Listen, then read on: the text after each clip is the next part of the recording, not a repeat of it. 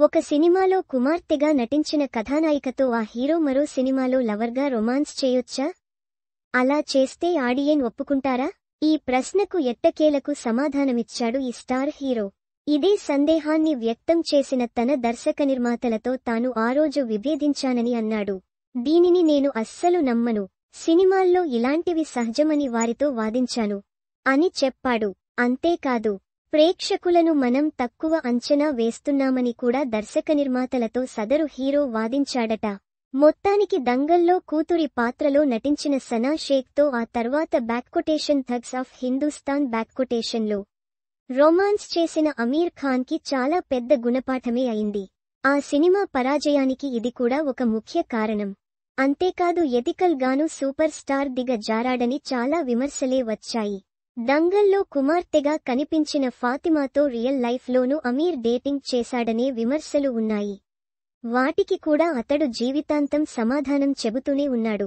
అతడు ఇంటర్వ్యూల్లో దొరికితే చాలు మీడియా మొదటగా ప్రశ్నించేది ఈ రెండు ప్రశ్నలే. ఒకటి, కూతురిగా నటించిన యువతితో మీరు తర్వాతి సినిమాలో లవర్గా ఎలా రొమాన్స్ చేస్తారు? కుమార్తెగా నటించిన యువతితో ఆఫ్ ద స్క్రీన్ రొమాన్స్ డేట్లు ఎలా చేయగలరు? అంటూ అమీర్ని పదే పదే మీడియాతో పాటు సోషల్ మీడియాల్లో నెటిజనులు కూడా విసిగిస్తూనే ఉన్నారు. చాలా విసుగు చెందిన తర్వాత ఇప్పటికి ది లల్లన్టాప్తో చాటింగ్ సెషన్లో అమీర్ ఖాన్ వివరణ ఇచ్చాడు.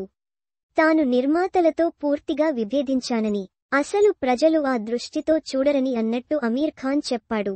కూతురి పాత్రధారితో వేరొక సినిమాలో రొమాన్స్ చేయడాన్ని ఒక రకంగా సమర్థించుకున్నాడు.